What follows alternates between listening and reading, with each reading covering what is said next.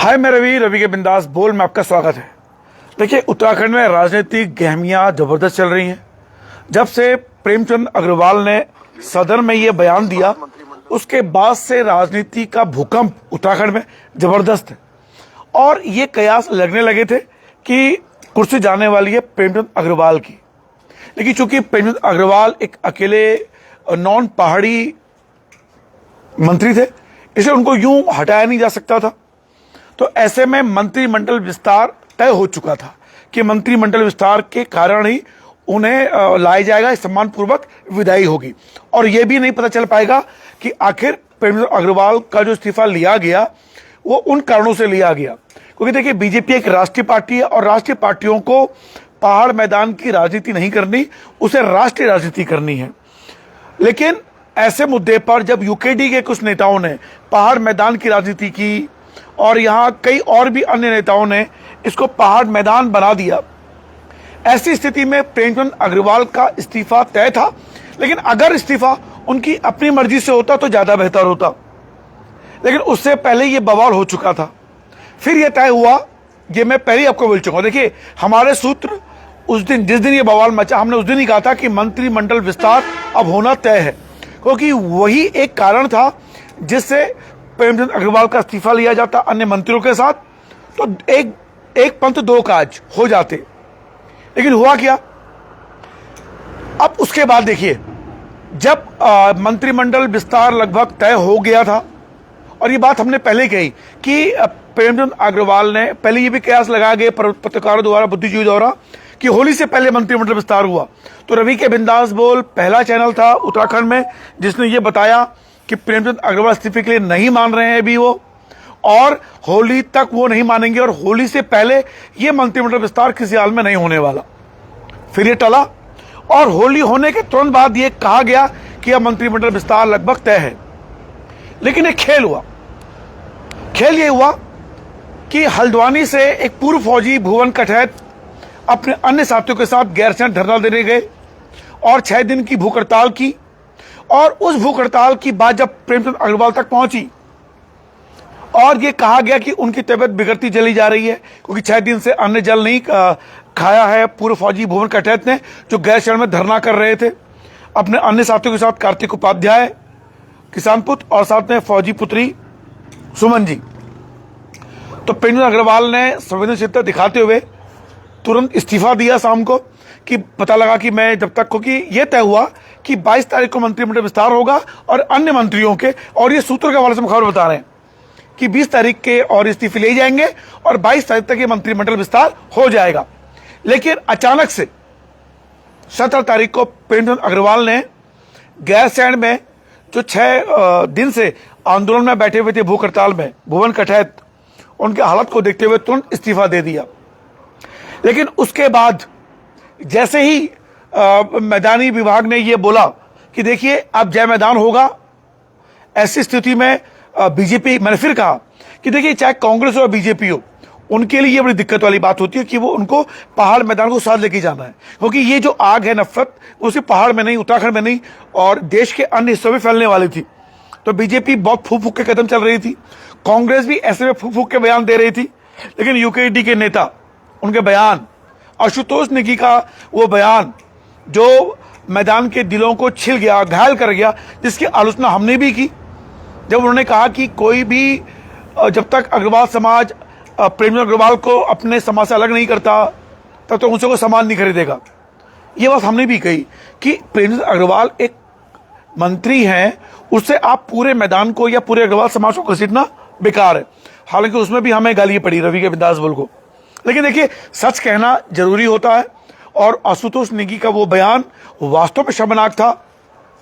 आप पहाड़ मैदान की राजनीति भले ही करें, लेकिन देखिए, हमारे उत्तराखंड का मैदानी हिस्सा भी है पहाड़ में, उत्तराखंड में। तो ये बातें करना वास्तव में घातक थी हमारे उत्तराखंड के मैदान, पहाड़ के सौहार्द के लिए। फिलहाल जब इस्तीफा दिया, मैदान वालों ने बोला कि हम अब हड़ताल करेंगे, इस्तीफे के बाद नाराजगी हुई, चिंता का विषय हो गया। फिर यह तय हुआ कि 22 तारीख को मंत्रिमंडल विस्तार होगा। गहमा गहमी बड़ी, मुख्यमंत्री गए, राज्यपाल महोदय गए, और इसी बीच एक ट्विस्ट नजर आया कि मंत्रिमंडल विस्तार नहीं होगा, अब सरकार ही चेंज होने वाली है। और इस तरह की बातें कल से फैल रही हैं। हर लोग हैरान कि अचानक से ये क्या हुआ। अब मैं आपको एक क्लिप दिखाना चाहता हूं, उससे आप तय करें कि क्या वास्तव में सरकार बदलने वाली या नहीं। तो लोगों ने मुझे पूछा कि रवि बिंदास बोल जी, आप राजनीतिक विश्लेषण करते हो कि आपके पास ऐसी कोई सूचना है, क्योंकि मंत्रिमंडल विस्तार की सूचना तो हमारे पास थी सूत्रों के हवाले से, लेकिन मुख्यमंत्री बदलने की सूचना नहीं थी। तो मैंने एक ही बात कही पोस्ट में कि अगर मुख्यमंत्री बदला जाएगा तो ये निश्चित रूप से जान लीजिए कि सारे विधायकों को बुलाया जाएगा, क्योंकि विधायक चाहे भले ही हाईकमान ये तय कर ले कि भैया मुख्यमंत्री को, धामी जी को हटाना है और दूसरा मुख्यमंत्री बनाना है, तो ऐसी स्थिति में विधायक दल की बैठक बुलाई जाएगी और वहां पे एक नया नेता चुना जाएगा, जो एक औपचारिक व्यवस्था होती है। अब सारे विधायक अपने अपने क्षेत्र में हैं, तो इतना तो तय था कि मुख्यमंत्री नहीं बदले जाने वाला। अब ऐसी स्थिति में जब 22 तारीख को मंत्रिमंडल विस्तार की पूर्व सूचना थी और हर कोई यह कयास लगाया जा रहा था कि मंत्रिमंडल विस्तार होना लगभग तय है, अचानक से कल हमारे पास सूचना आती है कि मंत्रिमंडल विस्तार टल गया है। और कल सबसे पहले देखिए, आप देखिएगा, सबसे पहले रवि के बिंदास बोल ने ही यह खबर डाली थी कि मंत्रिमंडल विस्तार रुक गया है। अब मैं आपको रवि के बिंदास बोल की खबर दिखाऊं, जिसमें आप देख पाएंगे कि हमने कौन सी वो खबर डाली थी।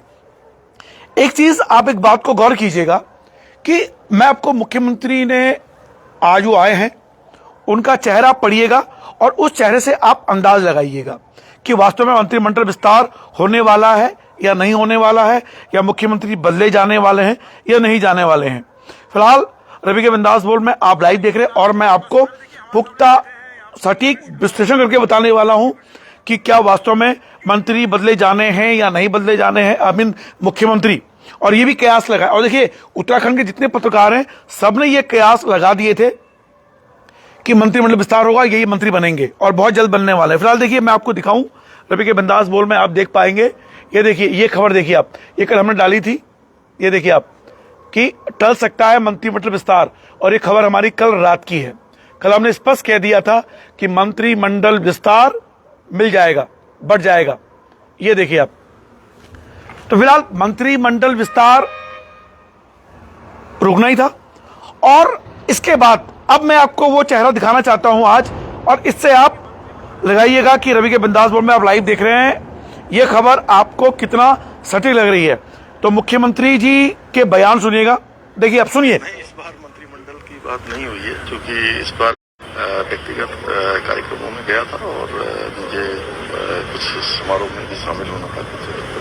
सर, एक आखिरी सवाल। देखिए, मैं माफ कीजिएगा, थोड़ा नेट चला गया था, लेकिन देखिए आप मुख्यमंत्री का चेहरा देखिए आप गौर से। इस बार मैं व्यक्तिगत कार्यक्रमों में गया था और मुझे कुछ समारोह में भी शामिल होना था। सर, एक आखिरी सवाल। तो देखिए, आपने मुख्यमंत्री जी का चेहरा देखा, क्या इस चेहरा से आप कुछ पढ़ पा रहे हैं? ये मैं पढ़ने की कोशिश कर रहा हूं। थोड़ा सा इस बार चेहरा डाउन सा दिखा, जो हमेशा तेज दिखाई देता था, इस बार थोड़ा सा डाउन दिखाई दिया। क्या कारण हो सकता है कि जिस तरह से पूरे उत्तराखंड में इस समय भूचाल आया हुआ है, और क्या यह हो सकता है कि पहाड़ मैदान की राजनीति ने मुख्यमंत्री को आहत कर दिया है, वो इस मामले को नहीं सुलझा पा रहे हैं, और कहीं ना कहीं उनके मन में ये पीड़ा है कि, क्योंकि देखिए माननीय मुख्यमंत्री मैदान क्षेत्र में, भली पहाड़ी लेकिन मैदान क्षेत्र में रहते हैं, और इतना तय मान लीजिए कि यूकेडी के आशुतोष नेगी के बयान के बाद और भी अन्य नेताओं के बयान के बाद पहाड़ मैदान की खाई जो उत्तराखंड के इतिहास में कभी नहीं आई थी, क्योंकि मैदान के लोग अक्सर पहाड़ के लोगों को भोला भाला मानते हैं और ये कहते हैं कि पहाड़ के लोग सीधे होते हैं, तो इसलिए, और देखिए पहाड़ी मुख्यमंत्री पहाड़ी मंत्री है। लेकिन इस बार पहाड़ मैदान की जो बातें उठी हैं, बहुत नाराजगी लोगों में देखी गई है। और मैं फिर कहता हूं, इस वाले मामले में कांग्रेस का जो रुख था, और देखिए कई लोग मुझसे पूछते हैं कि कांग्रेस भ्रष्टाचार के मुद्दे पर मुखर नहीं होती, कांग्रेस बहुत ही बैकफुट पे दिखाई देती है, उसके पीछे क्या कारण है, ये बात फिर कभी करने वाले हैं। लेकिन जो आपने मुख्यमंत्री का चेहरा देखा, क्या उस चेहरे पे निराशा के बादल, थके हुआ चेहरा, क्या इस बात का इशारा है कि वास्तव में सरकार बदलने वाली है, या पहाड़ मैदान की जो राजनीति है उससे वो आहत दिखाई दे रहे हैं और हाईकमान ने उन्हें कहा कि इसको संभालिए? ये बड़ा कठिन विषय है, और देखिए, एक उत्तराखंडी होने के नाते हमें इस बात को गौर करना चाहिए कि ये जो पहाड़ मैदान की राजनीति से जो भेदभाव, जो खाई चौड़ी हो रही है, इससे उत्तराखंड के विकास के बाकी मुद्दे गौण हो जा रहे हैं। रोजगार की बातें उतनी परिदृश्य में सामने नहीं आ पाती हैं। भू कानून के बारे में उतनी चर्चा नहीं हो पाई है कि ये सही या गलत है। और अभी तक भू कानून के मामले में जितने भी बुद्धिजीवी आए हैं, सबने भू कानून की आलोचना ही की है। भू कानून के मामले में कई लोगों ने इसकी तारीफ नहीं की है। तो जब ये ऐसे कानून बनते हैं तो आम लोगों की राय से, क्योंकि देखिए, कई बार ये कहा कि आपने 250 वर्ग मीटर अपने जमीन ले लिया है, लेकिन उसके ऊपर आपको सीधे सीधे आपको डीएम और शासन का निर्देश लेना पड़ेगा। इससे कहीं ना कहीं लोग घबराए हैं, संदेह के बादल में हैं। तो ये जो स्थितियां आई हैं, क्या मुख्यमंत्री धामी इस बात को संभाल नहीं पा रहे? ये चर्चाएं ऐसा लगता है कि दिल्ली में हुई हैं और वो निराशा के जो बादल हैं वो मुख्यमंत्री जी के चेहरे पे दिखाई दिए हैं। आपकी क्या राय है? क्या आपको लगता है कि वास्तव में, और एक बात जो मुझको महसूस होती है कि मंत्रिमंडल विस्तार 22 तक हो जाना चाहिए था, लेकिन जहां तक मेरा अपना अनुमान है कि मंत्रिमंडल विस्तार की संभावनाएं अप्रैल के महीने में, जब नवरात्र का मौसम होगा, नवरात्र आएंगी, उस समय हो सकता है। क्योंकि देखिए, इस समय संसदीय सत्र 4 तारीख को चल रहा है, 4 तारीख तक अभी संसद सत्र है। तो 4 तारीख तक तो मुझे लगता नहीं है कि अब कुछ होने वाला है। जहां तक ये मैं सूत्रों के आधार पे नहीं कह रहा हूं, ये अपने अनुमान के आधार पे कह रहा हूं। जो भी, चाहे वो मंत्रिमंडल विस्तार हो या सरकार बदलने की बातें अगर की जा रही है, हालांकि इसकी संभावना मुझे कम लग रही है, लेकिन सोशल मीडिया में बड़ी चर्चा गर्म है। अभी चर्चाएं कहां से आ रही हैं? क्योंकि अभी तक हमारे किसी भी सूत्र ने यह नहीं बताया कि मुख्यमंत्री बदला जाएगा। मंत्रिमंडल के विस्तार चर्चाएं चली हैं, अब ये क्या स्थितियां हैं। और फिर कहता हूं कि देखिए, जब आप राष्ट्रीय राजनीति में होते हैं और क्षेत्रीय राजनीति में होते हैं, तो दोनों पालनों पर आप एक साथ नहीं झूल सकते। क्योंकि अगर आप क्षेत्र हित का ध्यान रखेंगे तो आपको राष्ट्र हित की तिलांजलि देनी होगी, और अगर आप राष्ट्र हित को ध्यान में रखते हैं तो आपको क्षेत्र हित की तिलांजलि देनी होगी। और उत्तराखंड के संदर्भ में, चूंकि अभी तक क्षेत्र दल की सरकार नहीं बनी है, तो इसलिए क्षेत्रीय हितों की हमेशा तिलांजलि दी गई है। और यही कारण है कि अभी तक पहाड़ में अच्छे हॉस्पिटल, अच्छे इंजीनियरिंग कॉलेज, अच्छे उद्योग नहीं बन पाए हैं, क्योंकि कोई क्षेत्रीय दल यहां नहीं आया है। और जो राष्ट्रीय दल हैं भी, चाहे वो क्षेत्रीय नेता हैं, लेकिन उनकी सोच में क्योंकि अपने निर्णय नहीं ले पाते, चाहे वो कांग्रेस हो या बीजेपी हो। तो फिलहाल रवि के बिंदास बोल आप लाइव देख रहे थे। इस विषय पर आप लोगों की राय चाहिए। क्या वास्तव में इस उत्तराखंड का भला क्षेत्रीय दल ही कर सकता है या राष्ट्र? इस पर फिर कभी करेंगे विश्लेषण। इस लाइव का सार यह है कि मंत्रिमंडल विस्तार टल गया है। जो रिपोर्ट हमने कल आपको पेश की, कल तक किसी को जानकारी नहीं थी, सबसे पहले हमने ये सूचना दी आपको। दूसरी बात, क्या मुख्यमंत्री बदला जाएगा? क्या इस तरह के कयास लगाए जा रहे हैं?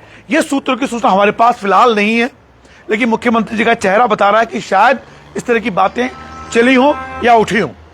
तीसरी और अंतिम बात, अगर सरकार परिवर्तन होता है या मंत्रिमंडल विस्तार, वो नवरात्रों तक ही होने वाला है। अंतिम बात कि पहाड़ मैदान की राजनीति पर मत जाइए, उसको विराम दीजिए, क्योंकि इससे पहाड़ का भला नहीं होने वाला और ना ही मैदान का, और नाश होगा सिर्फ उत्तराखंड का। क्योंकि पहाड़ मैदान इस समय उत्तराखंड की राजनीति के 2 मुख्य पहिए हैं, और इन दोनों के बिना उत्तराखंड की राजनीति फिलहाल नहीं चल सकती, चाहे वो क्षेत्रीय दल हो, चाहे वो राष्ट्रीय दल हो। जय उत्तराखंड, जय भारत, जय पहाड़, जय मैदान।